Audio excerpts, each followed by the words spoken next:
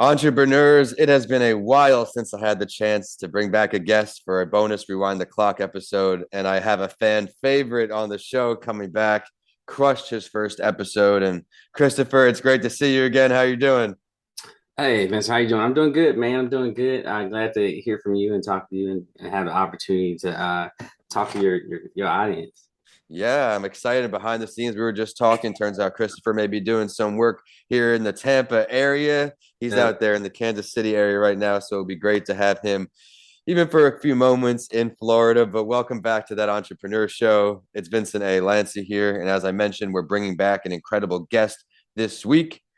Whether you're looking to start or scale your business or idea, this is the show for you as I interview top performing entrepreneurs around the world to provide you with the tools you need each week. We're going to kick it right off, though, Christopher. What does entrepreneurship mean to you? Uh, it means freedom, right? The freedom to do, to be your own on boss, or not boss is a tough word to say, but just be in control, right, of your own future and your endeavors. That's a big part of it. Even now, I know we did dive into it some more, but COVID's taught us a lot. It's taught us a whole lot on how we can survive and how we have to be more independent, not just in our lives, but also in our careers. I love that. It's kind of fighting for that freedom, as you mentioned. We have to make it happen. And as I mentioned, expansion is one of those things you try to scale as you grow. And that's what Christopher's doing across the country. So I'm excited for him, happy for him, because I know how much work goes on behind the scenes. And he is focused with bringing you that firsthand experience. If you missed his first episode, I'd love to remind you who this amazing guest is. He's the founder of MatchRite Care, whose objective is to deliver a patient's personal health records right to their hand in a simple and clean format. If you're tuning in, you most likely know my story by now, so you know how personal this invention, this company is. It's a lot of hecticness when you're in the hospitals and the doctor's office, and he just streamlined a major part of the process. Their customers will be able to access, store, and manage their medical records from multiple providers, regardless of their EHR sources. It's an all in one software platform. A little more about him. He's worked in IT for over 20 years and served 9 years as a healthcare IT director. He's helped some healthcare companies become more cost efficient through technology, innovation, and automation.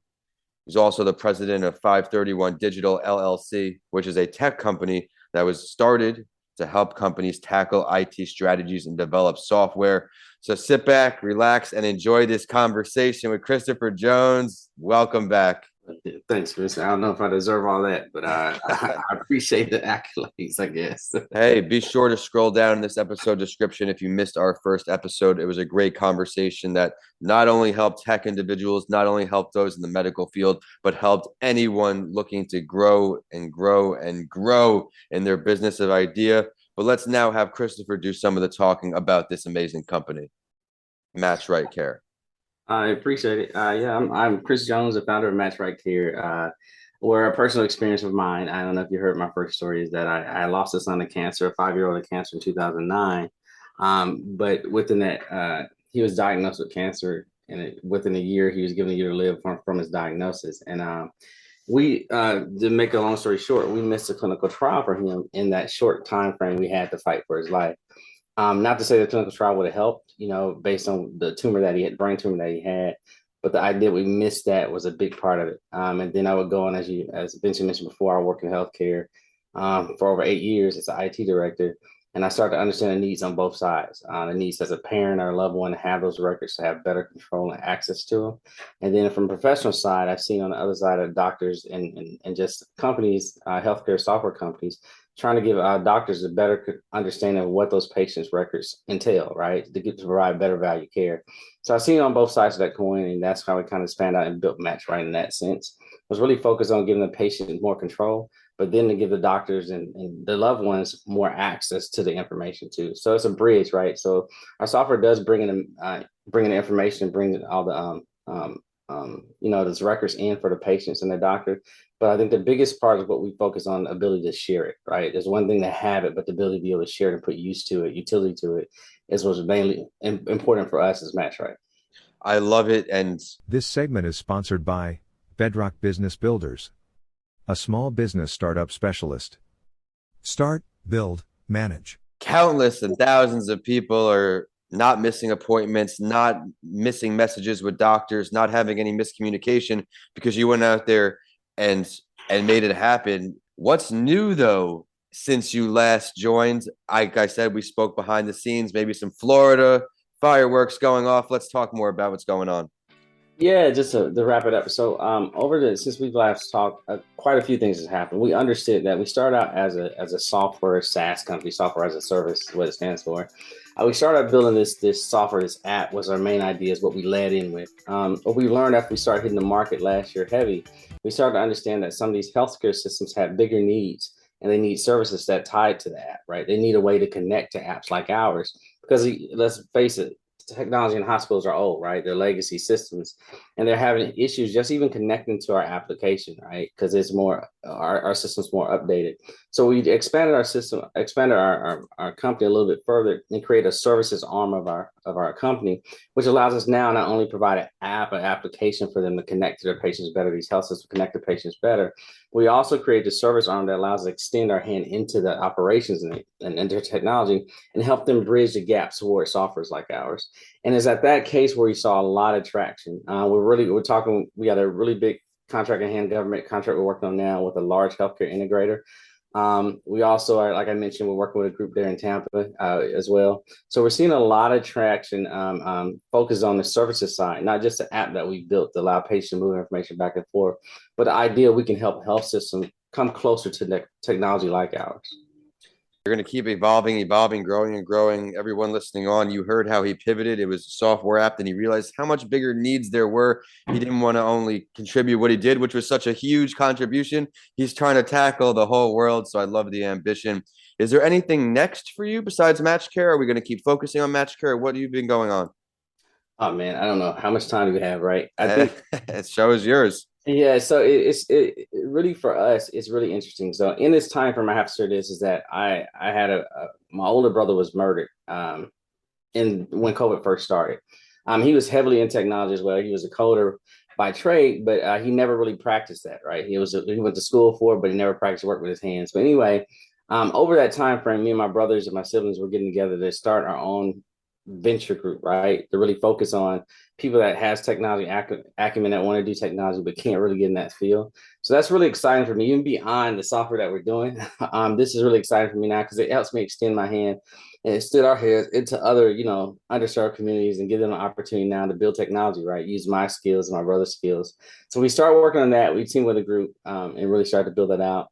But on the other side of that, I have another product that we worked on. We were doing some stuff with the VA through MatchRite.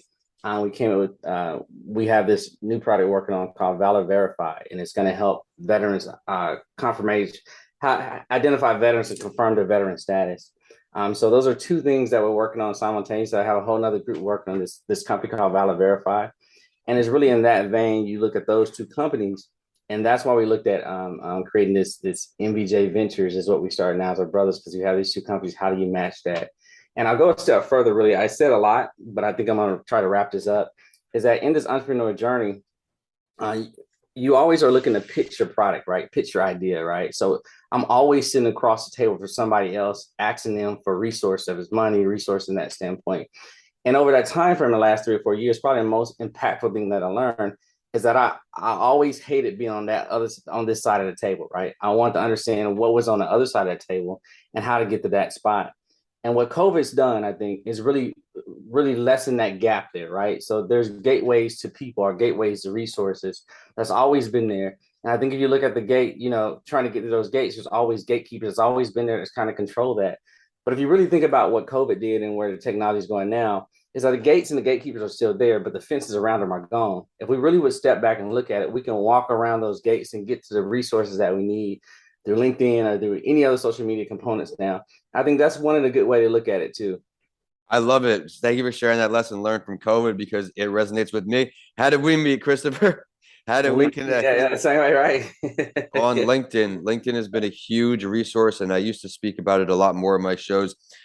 I have been able to and humbly grow this show to, I think, 30 states. My goal is to hit every state, a founder in those states. Internationally, I think I've interviewed entrepreneurs in almost 20 countries, which is so cool, and mainly due to LinkedIn, a free resource. Everybody's home in their house during COVID. Times have changed. We have this resource right in front of us. I challenge everyone, go out there, tap into your LinkedIn network. I'll shout out Akash Patel, big shot on the show here in Tampa. Been on the show twice, here in Tampa. Big figure in our community. Gave me some advice. Why don't you just reach out to people on your LinkedIn? We haven't spoken in a while. How can we help each other? People we've never spoken to, because in a way, LinkedIn's been growing. I describe like Facebook. I have so many network invitations now, and it's crazy. I think I need to just stress that point you made. Use the resources in front of you. Incredible advice there, Christopher. Now I want to ask for one more piece of advice you can offer to our community of entrepreneurs, whether they're starting in their business, something to keep going, growing the way you are, maybe. I think I kind of jumped on it, just is really using the resources that's in front of you, right? And maybe even take it a step further, just realize those resources are in front. I think a lot of times we try to go through the channels that's thrown in front of us, and we've seen over time. And I'll just use that example I used before, is that I've been in this space and I've sat across the table from so many different VCs or different resources, asking them either to provide, money, resources, investments in that standpoint. And it was always, if you got a rejection, this might be helpful. But if you got a rejection and you feel like, people are not seeing your side of the table, and it's probably for a reason, because if you're creating something as an entrepreneur, you're probably building something that hasn't necessarily been done before, right? So how do you measure that, right? And how does the person across the table measure that as well? So never be discouraged on, no's or naysayers, even when you're asking them for resources, because they don't know. We're all in this space trying to figure it out. And technology and just the way the world is now, things are happening so fast, and there's so much more accessible than ever before. Just whenever you sit across the table and you get denied, or you feel like, things can go the direction, step back and see if there's a way around that fence. Because I guarantee you that gate that you're trying to get through, if you step 4 or 5 steps to the right or left, you can walk right around it. There's no fence there anymore. That's what COVID and technology's done. Oh, Christopher, way to end the show on such a powerful note. You've given such great advice the whole episode. Thank you for coming back. Thank you for sharing all about your company, and congratulations on the success, the expansion. I look forward to seeing another announcement on LinkedIn soon. But as you know, normally we have a spotlight story on our new guest episodes, where we look at another entrepreneur's journey or discuss a topic and get our guest take on it. Since you're coming back, this is episode number 2. I want to give you the chance to shout out another entrepreneur bring light to another entrepreneur's endeavors. Who are we going to show some love to today? I there's so many, I don't want to miss anybody, right? So I say this. Right. I'll do this. I'll say shout out to every entrepreneur that sat at a table and decided to go for it, right? That's who I'm going to shout. So all you that's sitting out there going for it, you might have your back against the wall right now, but I guarantee you take one step forward, man. That's movement, So I'm giving a shout out to everybody that's an entrepreneur that's trying, right? That's taking that shot. I have a daughter going to law school. We're taking a law school in Atlanta and Emory next week. And I told her too, and just like I tell her all the rest of my kids, is that just go for it, right? Whatever you have in front of you right now, you might think that's your direction, but as things shift and change, you just be ready to adjust. You know what I mean? But never stop walking forward. Incredible advice. You can even use me as an example. I went to school for finance, MBA. And here I am in the mental health field, the entrepreneurial field, giving back through books and podcasts. Never give up. Where can everybody find you? Find everything about your companies, soon to be companies, all that. Yeah. So I'm gonna get these handles by the time it's come out. They should be out. Maybe giving too much, but I think it's worth it, right? So chris.jones@matchritecare.com. This is my email, matchritecare.com. You can see our website is www.matchritecare.com. Our NVJ Ventures is nvjventures.com. We're also building out Valor Verify. That's not out there yet. We might be giving too much, but I definitely think by the time we'll get that share up. So it'd be valorverify.com. Those are 3 companies that we're working on, and we're teaming up with some great entrepreneurs to build these things out. And last piece, I guess one thing that I've really learned is that you can't do this alone, right? The right partnerships in place to help you expand and grow faster. I really tied with some great entrepreneurs in the space to help the thing happen. So I might be the one mentioning it, but God knows it's not me by myself building that. I love how you said that right there. Give credit to the people that help you get there. We can't do it alone. Although I do produce these podcasts, write these books alone. It's not me putting together all the information. I can't do this interview without Chris Review. I can't just write my books without seeking advice from experts, doing all of these things. So thank you for highlighting that. Remember, we are at That Entrepreneur Show and at Vincent A. Lancy on all social media. Be sure to check out my YouTube channel, Vincent A. Lancy. I've been trying to grow that, getting rid of that shiny object syndrome with Instagram and focusing on everything, doing my best. Another lesson learned. Thank you for tuning in, and we will see everyone next Friday for another episode on That Entrepreneur Show. Christopher, thanks again. Man, you rock, man. So thanks you. Thank you.